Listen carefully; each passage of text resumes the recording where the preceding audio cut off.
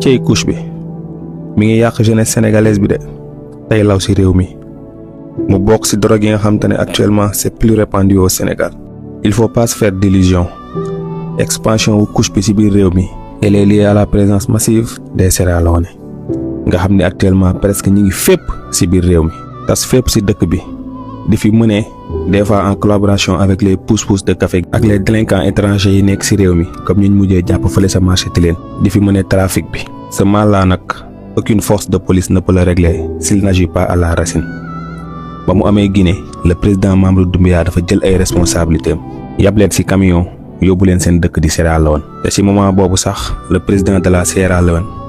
était le président de la CEDEAO parce que les dispositions réglementaires de la CEDEAO lui permettent ça dem na ba ëpp ko loxo